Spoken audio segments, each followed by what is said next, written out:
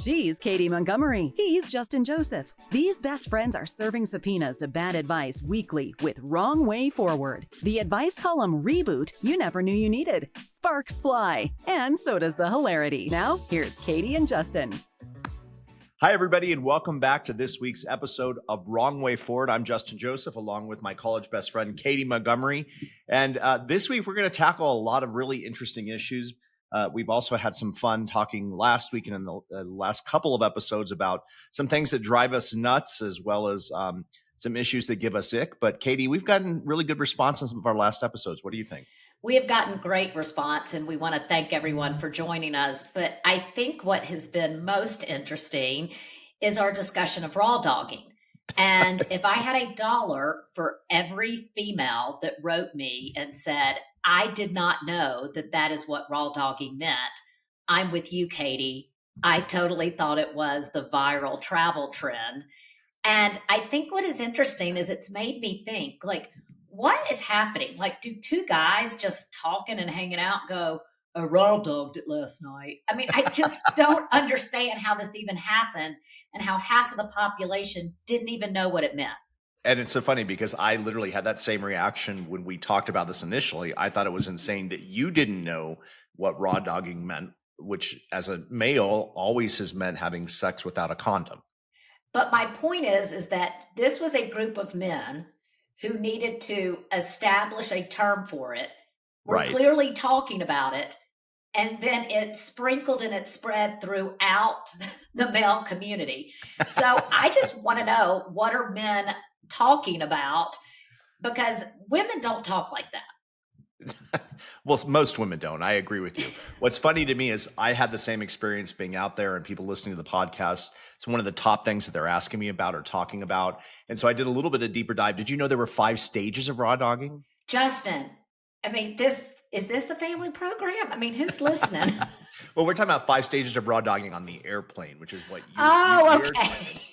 I read an article that a man, he was a journalist. He's like, I'm going to try this because he too was aware of the trend, and he called it, he classified it into 5 different stages. And he basically said the first one is complete and utter dread. And this is like, he knew if he wasn't going to be able to go to the bathroom on the plane, he couldn't drink coffee in the morning. And like everybody who travels, that's like the first thing they do. So stage 0 is complete and utter dread because he had to basically prepare himself not to go to the bathroom on the plane. Stage 1 was I spy with my little eye. He called it the coping mechanism. He said he observed everything in the plane around him, people with jeans, what we've talked about before, people who weren't dressed appropriately.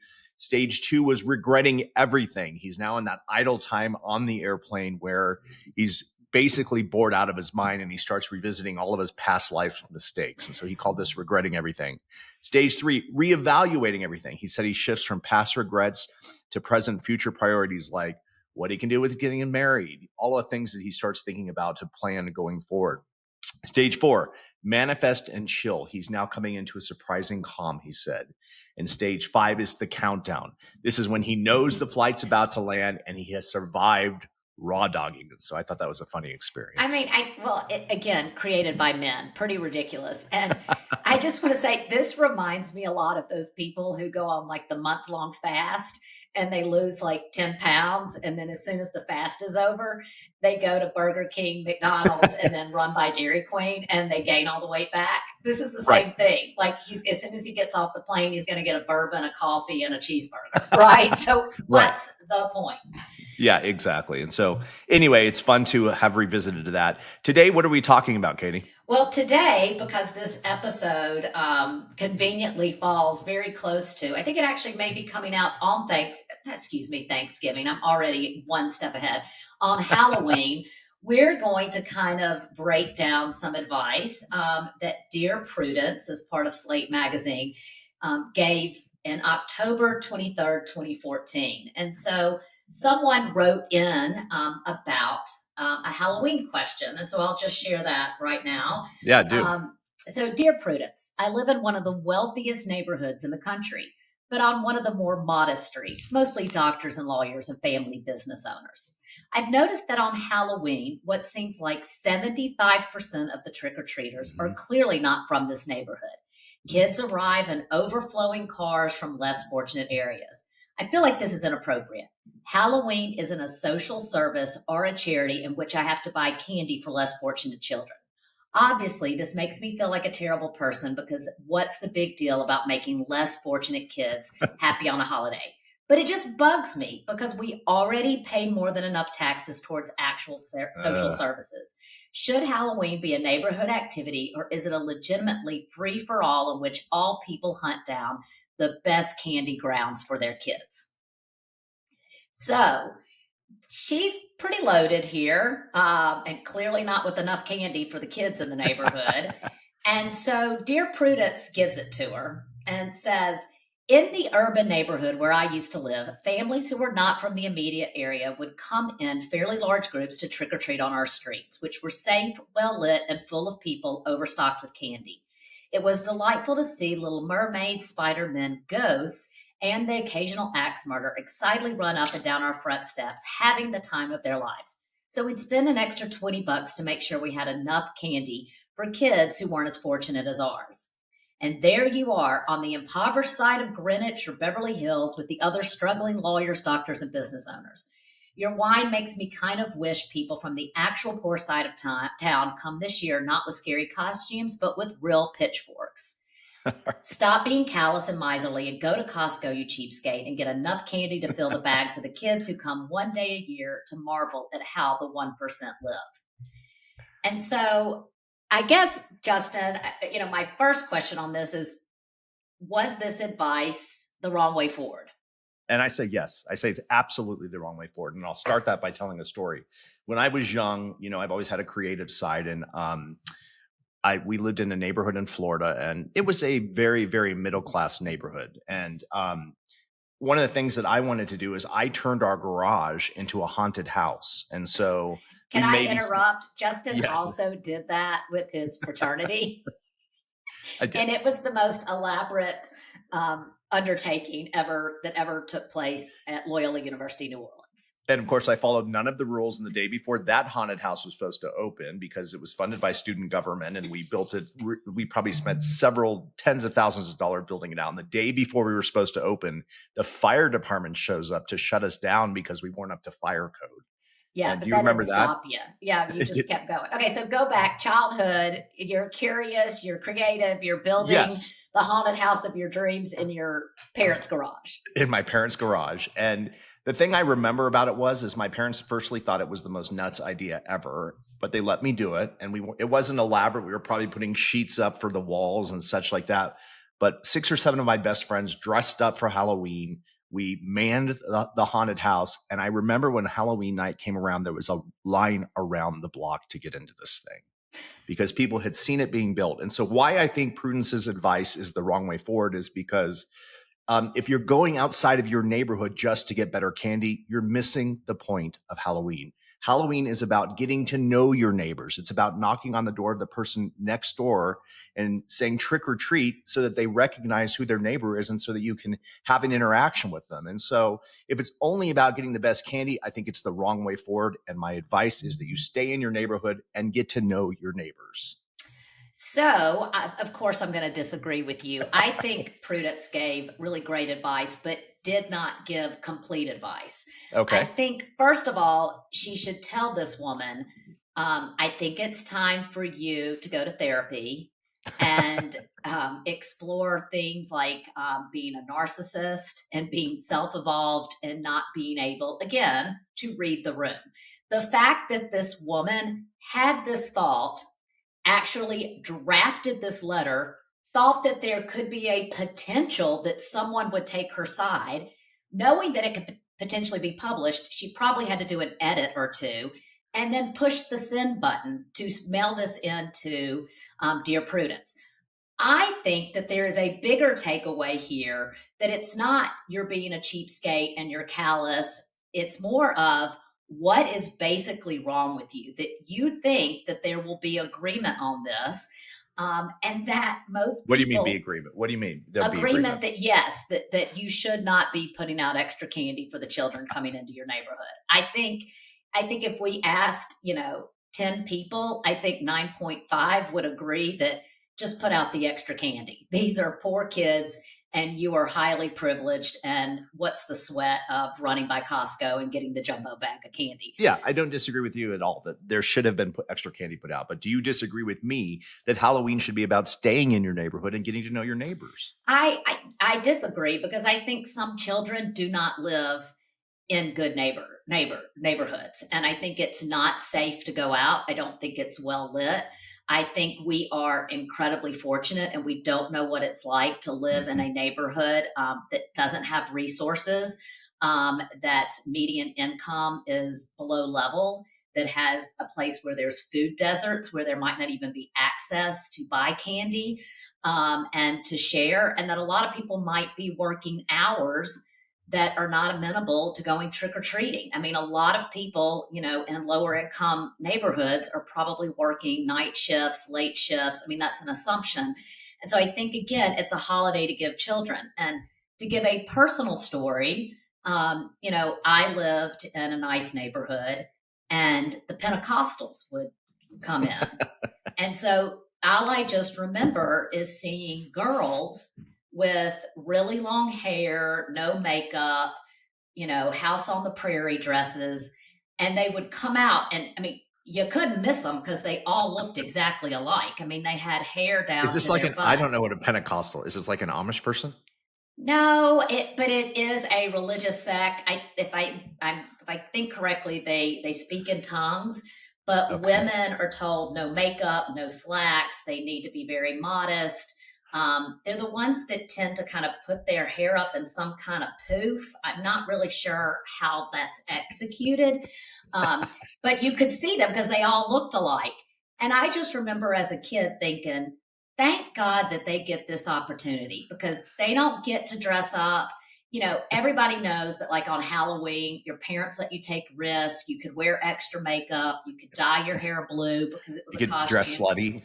You could dress slutty. And here are these girls with, like, dresses down to their ankles.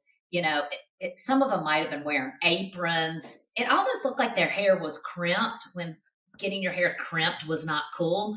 And I'm like, if they can have this one night and get themselves some candy and run around in this neighborhood and not have to, like, go to church and eat a potluck, good for them. And so it's like, what's the sweat of giving somebody one night? Right. Well, not surprisingly, we are going to disagree on this one. Coming up next, we're going to talk about a recent incident at the Ryder Cup. By now, you've probably heard about Rory McIlroy, who was heckled, and so was his wife at the Ryder Cup. And then in Block C, if you can see behind me here, normally I don't have moving boxes out, but there's a box behind me that you may see. For those of you who are just listening to us and not seeing us on YouTube, this is an actual moving box. It was something that was delivered to my house. And in Block C, we're going to talk about whether I should sue. So we'll be back right after this to talk about all that. You've been listening to Wrong Way Forward, where bad advice goes to die and then gets resurrected just so we can roast it again. That's right, Katy. Nobody's off limits, not the gurus, not the influencers, and definitely not Oprah. Sorry, Oprah. If you're enjoying the chaos, hit like and subscribe and come back every Thursday for new episodes. Have a new topic or some disastrously bad advice you want to dissect? Email wrongwayforwardpodcast@gmail.com. Include your contact info. Now back to Wrong Way Forward. Roasting the worst advice ever. Welcome back to the Katy and Justin podcast. And we're back. And so we've just been talking about Halloween and some advice from the Slate Dear Prudence column. And before we move on to the Ryder Cup, which Justin teased, I just want to say two more things that I think are the wrong way forward, and that we all need to be aware of this Halloween. Number one, do not give children toothbrushes and pens and pencils. We always had someone in our neighborhood who was a dentist. We had someone who also owned a car dealership. And it was the biggest letdown of all time to get a toothbrush, with the dentist's name and phone number, written on it. What do you consider good candy, or what should they be giving? Well, first of all, there was only one or two neighbors in the neighborhood who gave full size. Like full size. I mean, that was the massive jackpot. I don't expect that, but I would say a Reese's cup ranks pretty high for me. But a pen or a toothbrush is just don't participate. This is not an advertising marketing opportunity for you. So stick with the basics, stick with candy. What about money? Have you ever gotten money at Halloween? I think, yeah, I can remember times going to a door and someone would pitch coins into our bags. I don't have any idea how much money it was, but I mean, I guess that's lazy, but interesting. Well, I would think you would just need more than coins this day, because I take my niece and nephew to 7-Eleven as a treat, and it's about $2 for candy. So we're no longer in the days of the nickel bubble gum. So if you're going to do cash, it needs to be paper. All right. So, Justin, why don't you give us a little bit of background about what recently happened with Rory McIlroy at the Ryder Cup? Sure. And Katie, you're not a golfer, right? No, I am not. But Okay. I like the idea of drinking and hanging out at golf clubs. All right. Well, who doesn't? So anyway, so at the recent Ryder Cup, for those of you who don't follow golf or don't know much about it, basically the Ryder Cup is the one opportunity where anybody who's a member of the PGA, the Professional Golf Association, they essentially split it into two teams. One of them is the USA team, and one of them is the European team. And so people who you may have followed all along the year at the various major events, and rooted for them just because of the fact of who they were. They sort of split into two teams at the Ryder Cup and go against each other, USA versus European. So immediately it's setting up this dichotomy where it's USA versus everyone else, right? And so you can imagine that this year the Ryder Cup was held in New York, and so in the outskirts of New York, and so the audience was very boisterous. And everybody wore their USA gear. They were very proud of the country, all of that. That's a different discussion. But Rory McIlroy, who has been, I would say, divisive. On one hand, he is probably the most beloved golfer. On the other hand, he is one of the people that did not join. There was a number of golfers who joined the Saudi Golf Association called the Live event. He took a stand on that and said he wasn't going to do that. So he was sort of divisive. But in this case, he's also had some questionable issues he's gone through some marriage issues. Again, a different conversation. But in this case, he was playing in the Ryder Cup and he was on the European team, and he ended up at a hole where he missed his putt. And so to start, the European team had outplayed the USA team from the beginning. And so Rory McIlroy goes to a hole where for some reason he misses a putt, and the crowd erupts, basically heckling him for missing the putt. And, in sporting events, and I should be very careful about talking about sporting events because it's not something I did a lot of, but in sporting events, heckling is part of the process, right? If you're at a football game, you boo the other team if they make a bad play or something like that. Well, my argument here is that the crowd took it too far. They were heckling him, screaming things about his going through his marriage issues. His wife was there with whom he's had these marriage issues. And at one point they threw a beer at her. And as an American, I was embarrassed, frankly. And I agree, Justin. I think this was clearly the wrong way forward. It got to the point where I understand they had about 20 police officers just to keep people calm and at bay. And there was one point when Rory responded, but I think the idea is that he responded. He had just about had it. And what I think is we were the hosts. This was held at Bethpage Black. The United States was hosting the Ryder Cup. Right. And as the host, you should make people feel at home and feel comfortable and give them kind of, access where, they feel, at ease. And so I think this was incredibly horrible hosting. I think that it's not in good sportsmanship. And I've talked to a few people who said, well, Katy, if the USA goes over to Europe, they're sometimes hearing things like, wanker and et cetera. And that, again, if I heard this once in my childhood, I heard it many a times. Two wrongs don't make a right, Katy. And if everybody's jumping off a bridge, are you going to jump off too? Sure. And I think what bothered me a lot about this is Heather McMahon, who was the MC and is a comic, has been accused of leading this F you Rory chant. Right. And I just think and using a curse word and an expletive in a public setting is completely tacky. It is very, very rude. And she's saying she didn't start, but what she did is, even if she didn't start, she responded. She participated. And Yeah. when I think about people who are in roles of authority and leadership, this is when integrity really comes in. And I think that if you talk to some of the famous comics, they would say that's lazy humor, right? For you to just pander to the crowd, that is not being curious and smart and holding your role and really talking about, what is the comedic piece here? It's just pandering to a crowd that got out of control. And she's a paid professional. And what I think is so interesting is I've heard about Heather McMahon quite a bit. She's originally from Atlanta, Georgia, but she went to Ole Miss. And as interesting. all of our listeners know, I'm from Mississippi, and she was a DG. And I know DG is a Delta Gamma. That's a sorority. DG is a Delta Gamma sorority. And I can tell you, I know quite a few DGs, but particularly I know quite a few DGs from Ole Miss. And I would bet $1 million that they find that behavior abhorrent and really the wrong way forward. And that is not, it was tacky. It was rude. It was, again, not, it's classy with a K.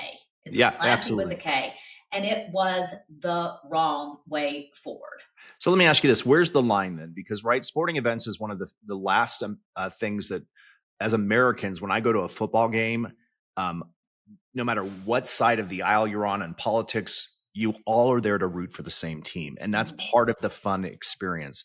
So where's the line drawn between cheering on your team and having some fun booing the other team and taking that too far? Well, I think, first of all, if anything becomes violent, so throwing a beer at his wife, Erica, that could be actionable, right? And so I think anything where we're moving towards violence and altercation, anything that disrupts the peace, I think is clearly wrong way forward and has gotten to a point of kind of no return. I think using foul language, I think particularly in a public setting, and I've heard this from quite a few of my friends, that it's kind of a rite of initiation to take their children to a pro football game. They grew up going with their parents, and they have said the level of drinking and cussing and foul language and potential fisticuffs, it's gotten to the point where some people don't want to take their kids until they've reached a certain level. And so, again, we've lost that sense of just kind of youth and community.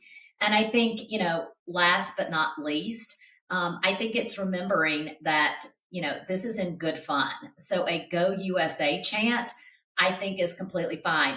But from what I understand, not being a golfer, is there's certain decorum rules and there's certain rules in golf. And golf, more than most sports, golf is kind of, I would say, the pinnacle of, there are so many etiquette rules when you go out and play. And like for Josh, my husband just started playing golf, and he's out there to run his mouth and have fun. And he talks from the beginning to the end, and we fight more on the golf course than it gets. I'm like, you're not allowed to do that. So golf is here with rules. And my brother said, I was kind of debriefing with him about this, and he said, other players on Team USA were helping Rory, and like raising their arms and doing certain things to try to quiet the crowd, because those are the norms.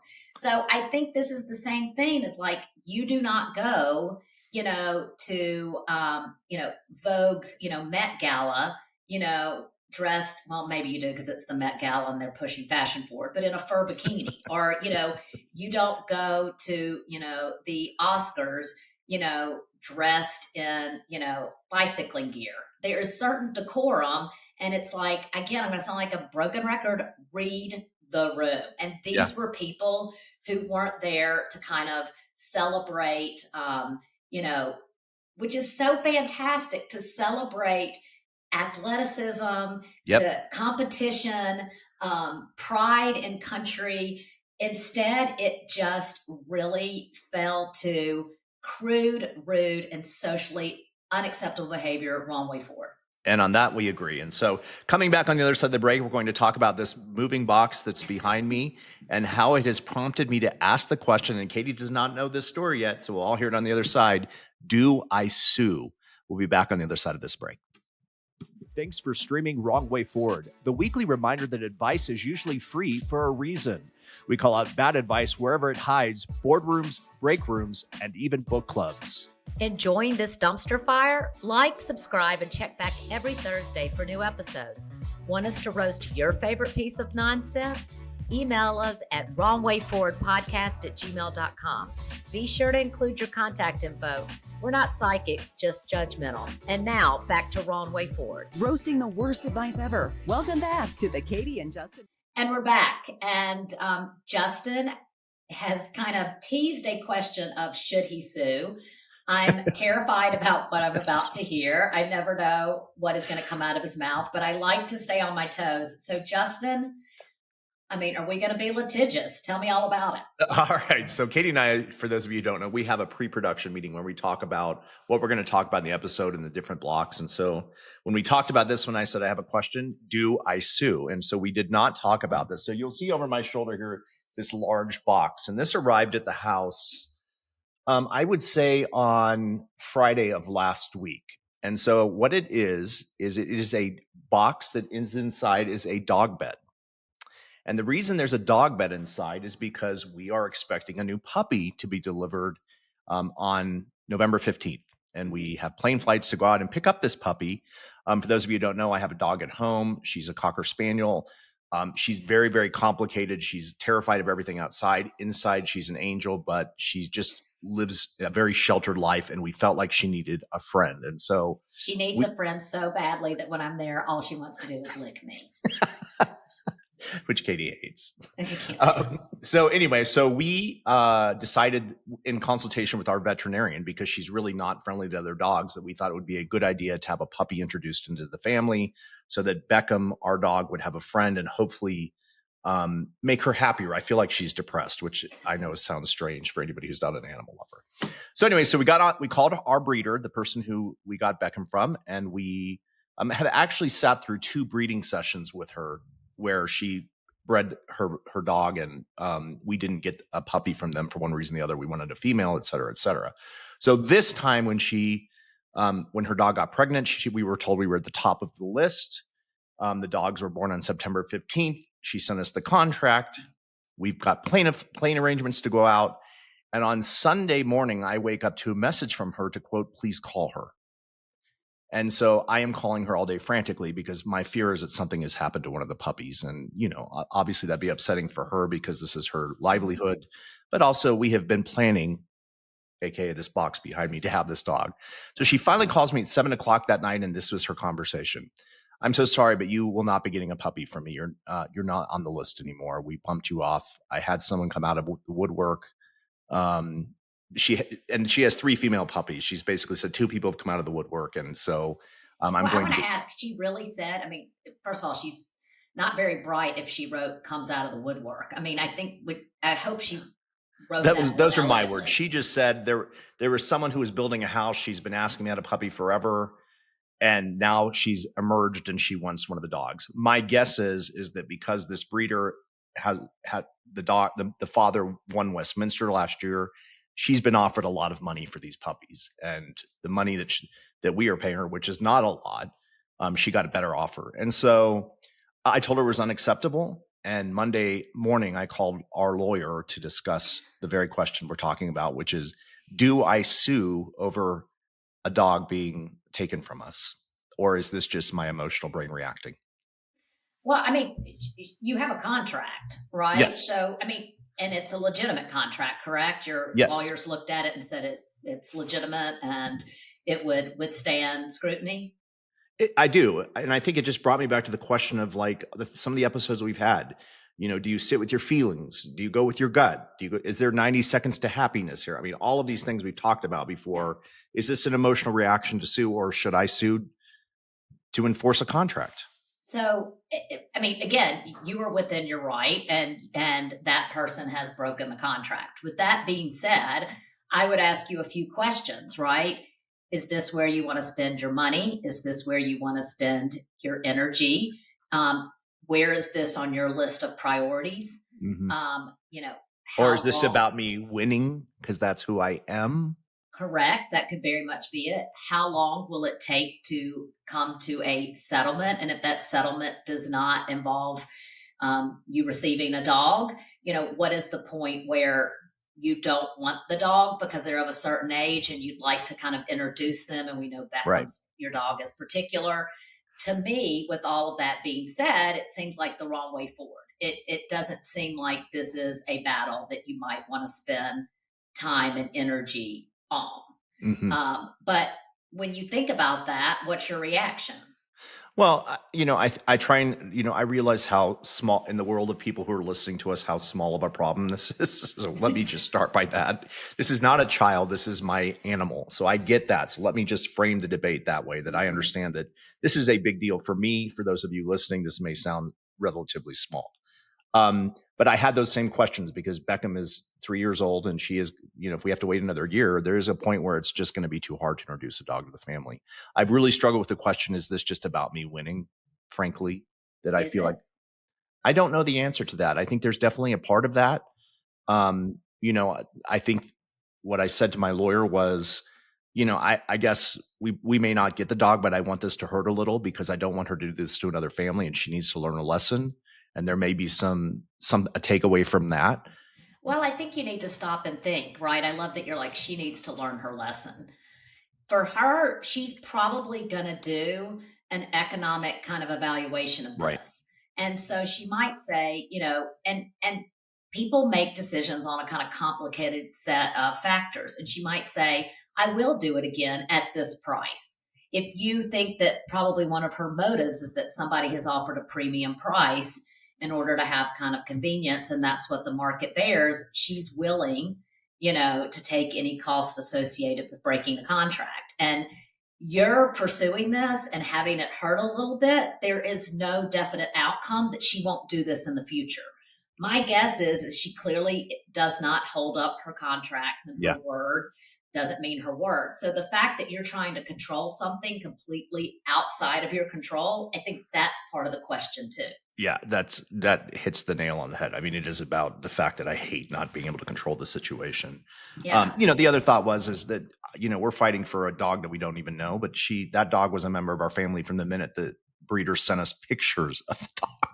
Right. That was a fact I should have included. We had pictures of the dog. Yes, that does make you seem more human than normal. So what does Josh think? I mean, this is also, you're in a partnership and someone who will also be responsible for this animal. I mean, I think what he thinks carries quite a bit of weight. And you know him. He is the Yes. absolute least confrontational human being alive. And so he would have immediately surrendered and said, that's okay. Well, but he's mad and he does think we should talk to a lawyer. So just a quick update. I heard that note on Monday. On Wednesday, I gave her till Wednesday to respond. On Wednesday, I said, I haven't heard from you. And I said, we plan on talking to the lawyer this afternoon and start accruing attorney's fees. And at that point, we were going to seek reimbursement. And she wrote me back and said, give me a break. I've been busy. I'll let you know by Friday. And so we will have an answer tomorrow. And of course, we will keep our viewers updated. We'd love to know what anybody thinks. You can, of course, email us at thewrongwayforwardpodcast@gmail.com.